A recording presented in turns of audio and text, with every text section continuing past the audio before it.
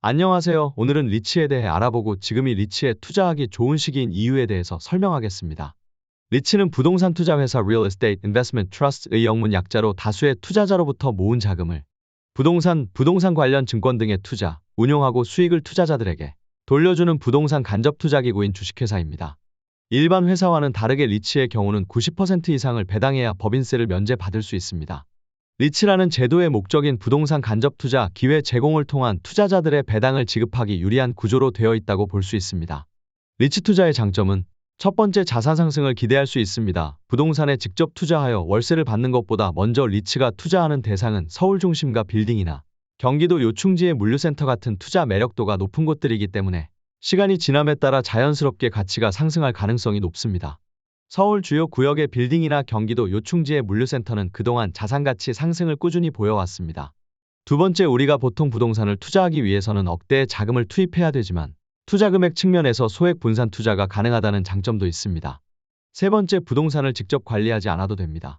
투자 전문성 측면에서도 숙련된 전문가에 의한 자산 운용함으로써 믿을만하고 임차인 관리, 건물 관리 등 내가 직접 관리하게 되면 신경도 쓰이고 시간도 많이 소모되는데 이런 것들에서 벗어날 수 있습니다. 넷째, 유동성 측면에서도 일반 부동산은 매력도가 떨어질 경우 안 팔릴 수도 있고 사고 파는데 복잡한 과정이 있지만 리츠는 주식처럼 사고 파는 것이 간편합니다. 그리고 특히 분리과세가 가능하기 때문에 세금적인 측면에서도 유리한 면이 있습니다. 절세 계좌에서 배당주를 투자하면 분리과세는 되지만 배당 나오는 돈은 인출해서 바로 쓰지 못하는데 일반 계좌에서 리츠를 5천만 원까지 투자하면 배당 나오는 금액은 9.9%로 분리과세되어서 나오며 바로 사용하는 데 문제가 없습니다. 분리과세 신청은 삼성증권은 HTS에서 설정 가능하며 타 증권사는 전화를 통해 신청하면 됩니다. 리츠뿐만 아니라 리츠 ETF 또한 분리과세 신청 가능합니다. 그럼 지금 시기가 리츠에 투자하기 좋은 이유에 대해서 설명하겠습니다. 첫 번째, 기준금리의 하락 전망 때문입니다. 미국 FOMC 위원 기준금리 전망을 보면 2023년 말 5.1%, 2024년 말 중간값 4.3%, 2025년 말 중간값 3.1%로 예상되어 있습니다. 2년 후에 약 2%의 하락이 예상되어 있는 것입니다.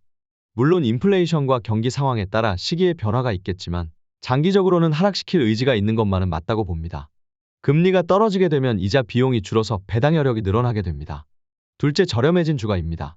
금리 인상 이슈로 인해 현재 과도하게 리츠의 주가가 내려와 있습니다. 보시다시피 대부분 리츠 종목들이 배당률이 6%에서 8% 후반까지 올라가 있습니다.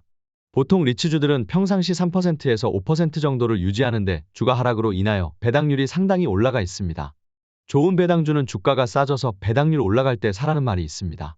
리츠의 공모가는 5,000원부터 시작인데 신한알파리츠와 최근 상장 리츠들 빼고는 거의 모든 리츠가 공모가인 5,000원에도 미치지 못하는 모습을 보여주고 있습니다. 배당주는 싸게 사면 배당률이 자연스럽게 올라가므로 자본 효율을 최대화할 수 있습니다. 셋째, 우리나라 리츠는 특히 공실률이 작아서 안정성이 있습니다. 미국 대도시 오피스 리츠 시장의 공실이 20%에 육박하는 등의 우려로 우리나라 리츠들도 같이 주가가 하락하였지만 우리나라 리츠 중 오피스 리츠의 비중이 높은데 서울 중심가 오피스의 올해 1분기 공실률은 2.6%로 14년 만에 최저치를 기록했습니다. 공실률이 최저인 만큼 임대료도 계속 오르고 있습니다. 특히 PF 대출 위기 때문에 짓고 있는 빌딩이 적어 수급 불균형은 앞으로 더욱 심화될 예정입니다. 장기적으로 보면 대형 빌딩 공급 부족이 되어 결국 호재가 된다고 할 수 있습니다. 다음 자료에서 보시다시피 리츠의 본질인 임대료는 계속 오르고 공실도 최저이기 때문에 금리 변수만 해결된다면 상승 여력은 더 크다고 볼 수 있습니다.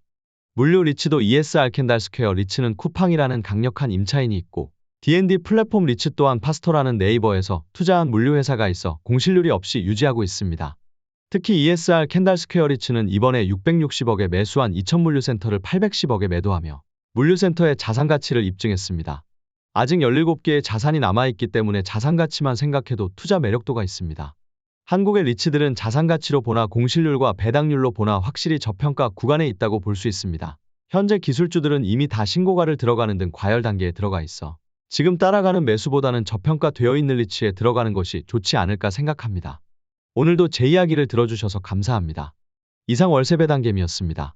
좋아요와 구독도 부탁드립니다.